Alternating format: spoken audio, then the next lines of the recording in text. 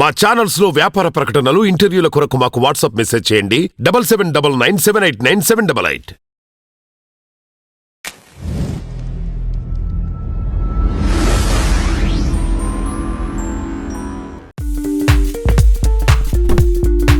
So ఇది కూడా చాలా కామన్గా మనం అందరం ఎన్కౌంటర్ అయ్యే పరిస్థితి.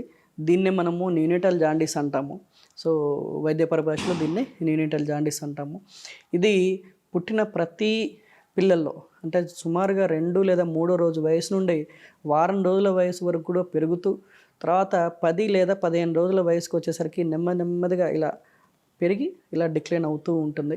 ఎప్పుడైతే దీన్ని మనం as a care takers like parents కానీ గ్రాండ్ పేరెంట్స్ కానీ చాలామంది గమనించి ఎమ్మటే పిల్లల డాక్టర్లుగా మా దగ్గరికి వస్తూ ఉంటారు. దానికి తగ్గ సూచనలు ఇస్తూ ఉంటాము.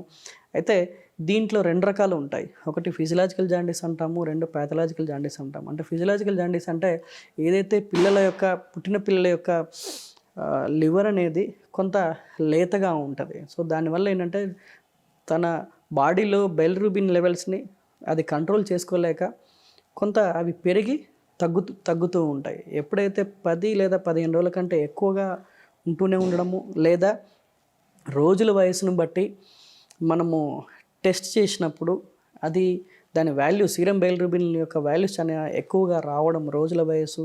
అండ్ రెండోది ఈ రోజుల వయసు అనేది కాకుండా పుట్టిన బరువు ఉన్న దాన్ని బట్టి తక్కువ బరువుతో పుట్టిండా అన్నప్పుడు అవకాశాలు ఎక్కువగా ఉంటాయి జాండీస్. అండ్ తల్లి యొక్క ఇబ్బందులు complications like pregnancy complicated issues ఉంటాయి. లైక్ థైరాయిడ్, బీపీ, షుగర్ ఇట్లాంటి తల్లికి ఏమన్నా ఉన్నా లేదా బిడ్డకే యూరిన్ ఇన్ఫెక్షన్స్ కానీ మిగతా రకాల బ్లడ్ ఇన్ఫెక్షన్స్ కానీ ఏమన్నా ఉన్నప్పుడు ఈ జాండీస్ అనేది ఎక్కువగా ఉండే అవకాశం ఉంటుంది. సో ఇదే కాకుండా ఇంకా మనకి రకరకాల కారణాలు ఉండొచ్చు. అంటే లైక్ తల్లి బ్లడ్ గ్రూపు బిడ్డ బ్లడ్ గ్రూపు డిఫరెంట్గా ఉండడం. లైక్ తల్లిది O గ్రూప్ అయితే బిడ్డది AB ఆర్ AB అని కానీ, లేదా తల్లిది నెగిటివ్ గ్రూప్ అయితే బిడ్డది పాజిటివ్ గ్రూప్ కానీ ఇలా.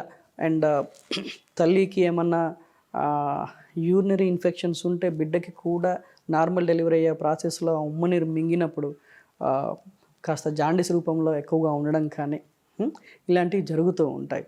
అండ్ వీటికి యూజువల్గా జన్యుపరమైన కారణాలు కూడా ఉంటాయి, కానీ వాటితో ఎఫెక్ట్ అయ్యే పిల్లలు చాలా రేర్ కేసెస్ అనమాట. Like 1 in 10,000 or something like that. So వాళ్ళకి 2 రకాలుగా ఉంటాయి. క్రిగ్లెన్-నాజర్ సిండ్రోమ్ అని లేదంటే గిల్బర్ట్ సిండ్రోమ్ అని 2 రకాలు ఉంటాయి.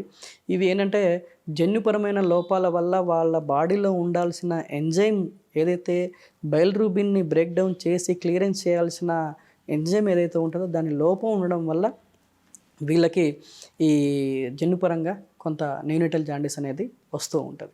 న్యూనిటల్ జాండీస్ ఆర్ పుట్టుకామెర్లు అంటాం కదా మన వాడుక భాషలో.